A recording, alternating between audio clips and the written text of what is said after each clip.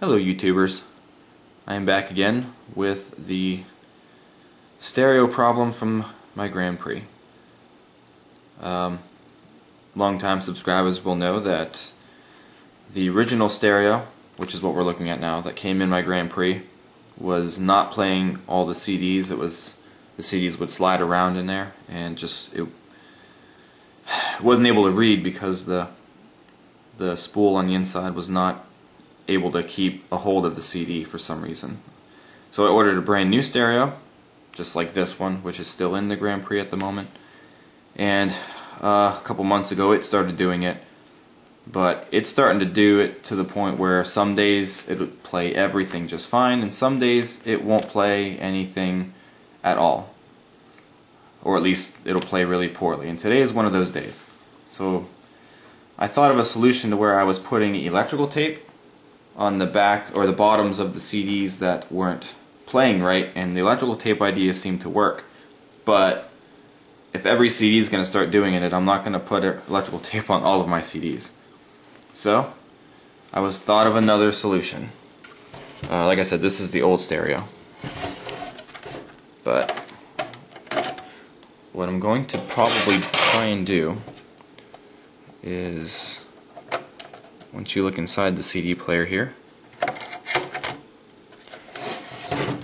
you see here that here's your CD slot, the roller that grabs the CD and actually takes it into the CD compartment.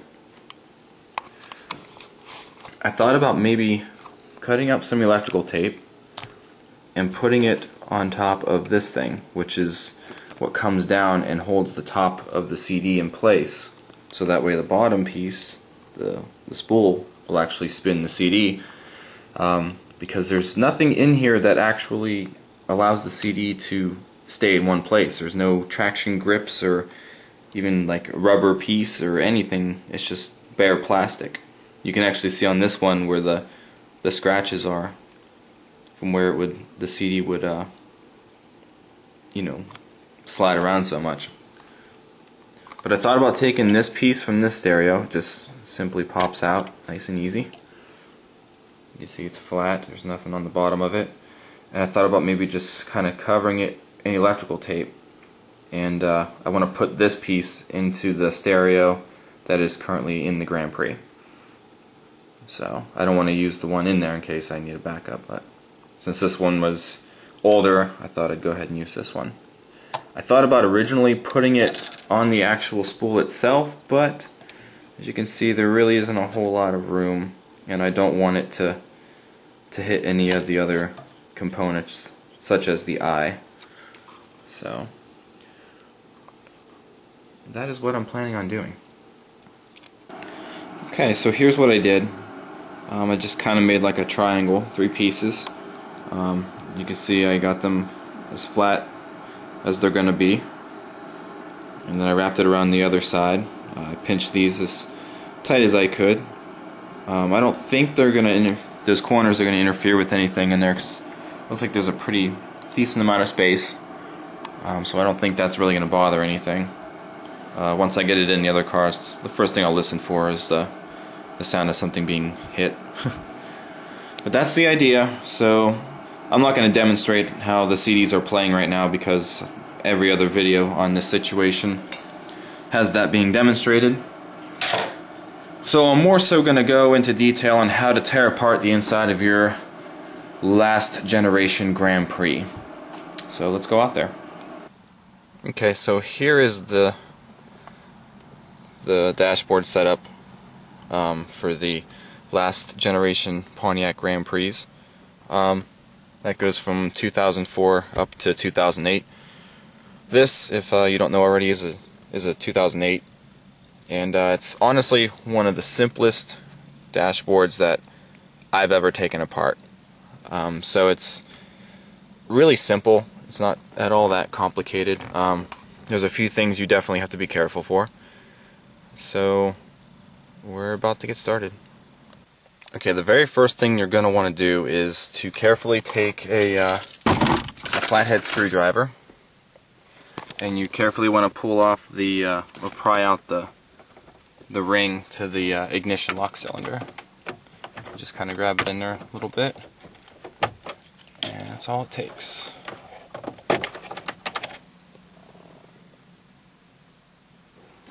So that's free. And then I don't think you really need a screwdriver. It's pretty easy to grab, but you grab it from the top and just kind of pry carefully. This whole centerpiece here comes off in one assembly.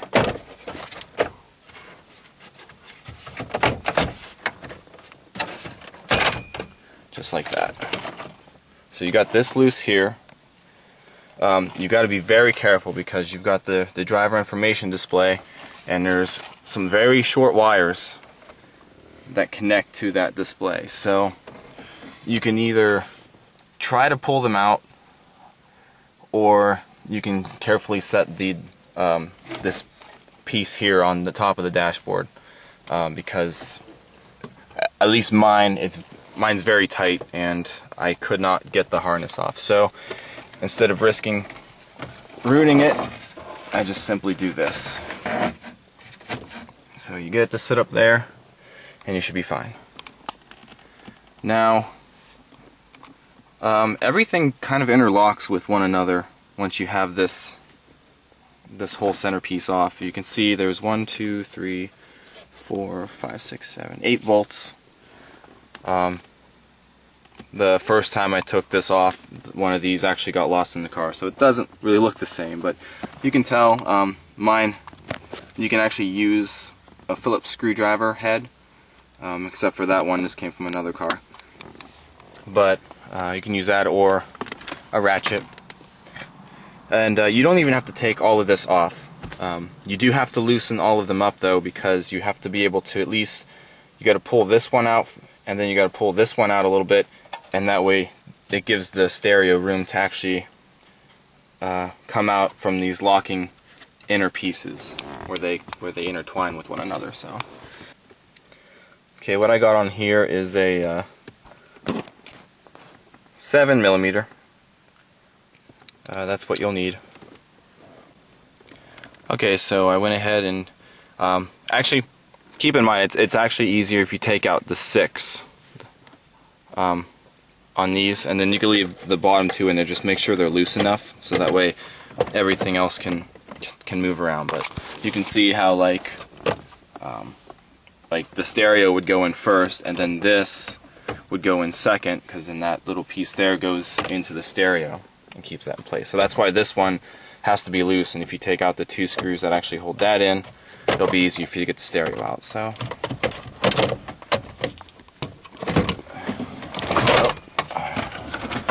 my car is on a hill, so there we go. Alright, and that's how you remove the stereo. You've got 3 different things to unplug, if you can see. Again, the cords are very short, because that's just how they make them, I guess. So once you unplug those, then you're good to actually remove the stereo. So let me go ahead and unplug those real quick. Alright, so here are the 3 wiring harness right here. And here's the stereo. So we'll go ahead and open this one up and just take that one piece out. And we'll put the other one in there and we'll see what happens. Here's the old stereo, and here is the brand new stereo. Well, newer stereo. So you can tell they are exactly the same, and they both have the same problem.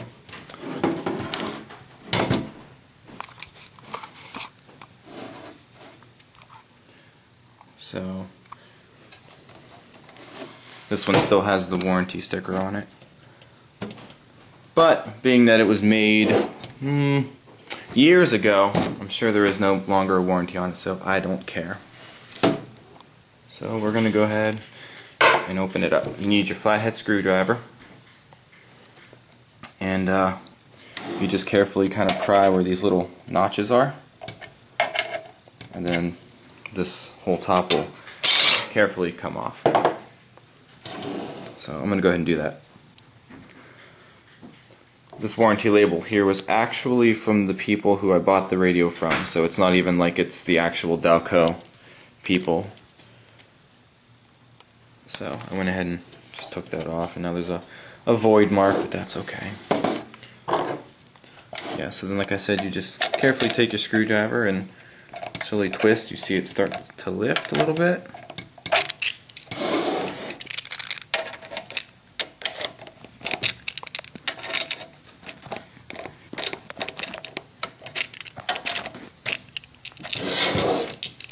So that's pretty much all you're going to get to. I don't think you got to take this off. I think you could just work around that. At least I don't remember ever taking that thing off on the other one. No, it's still on there.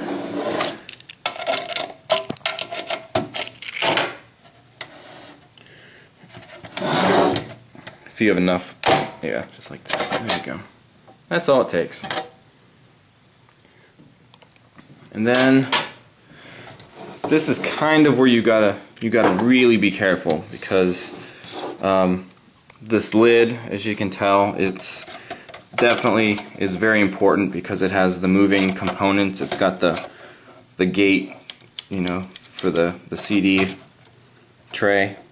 So there's two very thin wires that are very short, and they kind of connect in there at the bottom. So you cannot really pull on that at all. Plus you have these little tiny screws that need to be removed, and I believe there's only 5 of them. 1, 2, 3, 4, and 5. So I think those are the ones that'll do it, and then we're just going to carefully set it off to the side just like that. So let me go ahead and get that little tiny screwdriver, and we'll get on that right now. Okay, so once you get these very tiny screws out, like I said, carefully. Well, there's a little metal thing here. You just simply bend it back a little bit, and then when you put the screw back on, you know, you just put it right back over. So you bend that back, and then you carefully remove the top.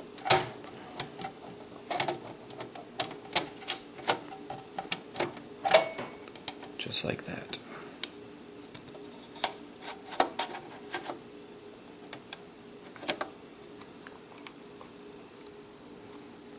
And as you can see, it's the exact same piece. So we're going to carefully slide it out of there.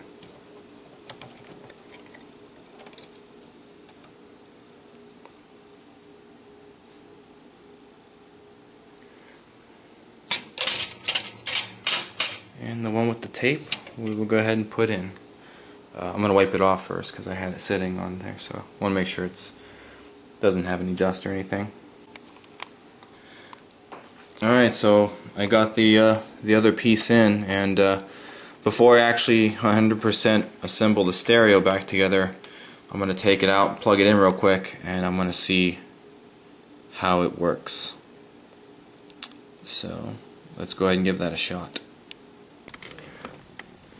Okay, so I've just got the stereo sitting there. So what I'm going to do is I'm going to put the CD back in that I had in earlier.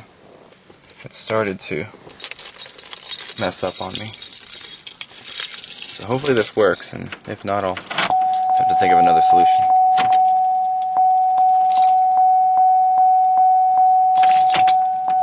I'm going to want to try more. The calibrate message shows up on mine just because I never had the dealership actually program it to the car, but it works just fine. So let's see what happens. Oh. Hold on 1 second here. Oh. I didn't actually bolt down the top, so I'm going to have to hold it.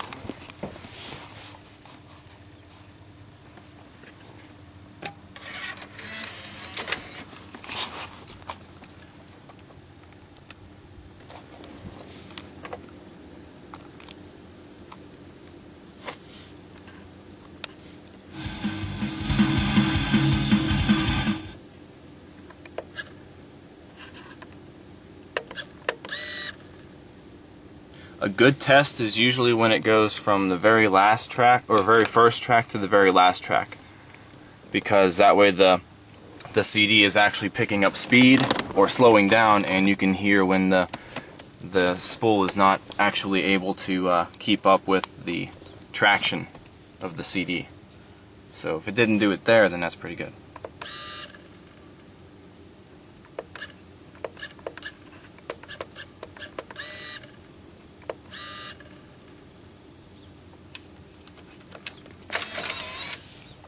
Okay, I got one more CD that I want to try because it does it every time.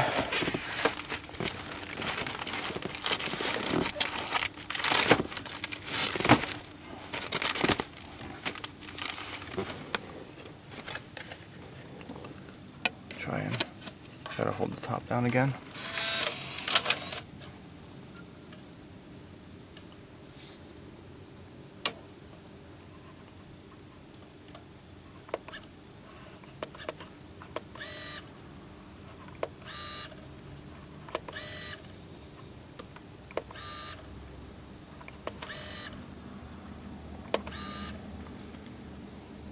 Awesome, and I don't hear the tape actually rubbing up against anything either. Alright, I'm going to go ahead and put it back together, and I'll give that a try for a while and we'll see what happens. Okay, so once you get the top back on, carefully place the screws into the holes, obviously, because if they fall into the stereo, you're going to have a fun time trying to get them out.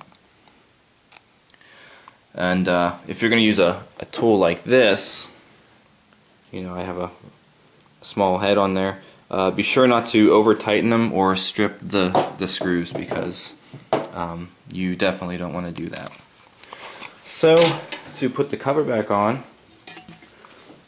you place this end first toward the front of the stereo, where these you see like these 4 little hinge things, they kind of go in there, and then once it feels fit, you just snap it back into place. And that's it. That's how you take apart the stereo. So let's put it back in and get everything else put back together. Okay, so after you've plugged in your wiring harness back into the stereo, this is the part where you get it readjusted with everything else. So the easiest way to do this is pull out on the climate controls and then angle the stereo. It's easier with 2 hands once again, but angle the stereo behind it, get it into those blocks, and then line it up with the holes like so. And of course it's going to fit easier once everything is starting to get bolted down, but then put in the 6 bolts and tighten the bottom 2. Make sure they're all snug. Don't want to over tighten them. And let's go ahead and do that. Alright, so we got it all in there. I double checked my bolts. Everything is nice and snug.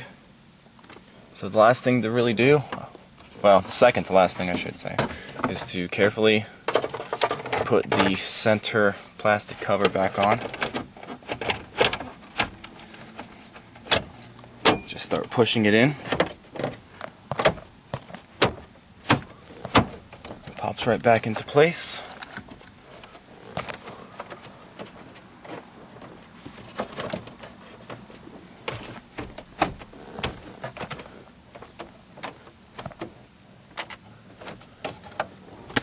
And then you put your ignition ring back on.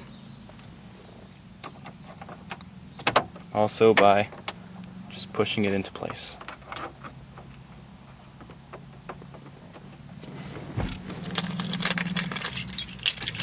And that's it.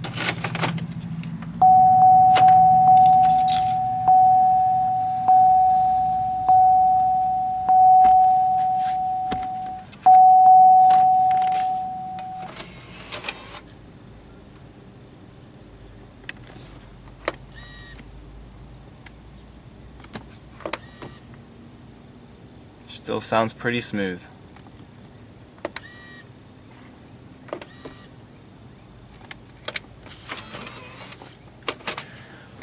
And that's that. If you guys don't hear from me about this issue any longer, then that means it's working perfectly. And this is my last resort. If it doesn't work after this, and I'm just going to go ahead and buy an aftermarket stereo, as much as I don't want to. So that's that. Thanks for watching, guys. Hope this helped anybody else who was wondering how to change a stereo in a Grand Prix or whatnot. So thanks for watching again, and I'll see you guys later.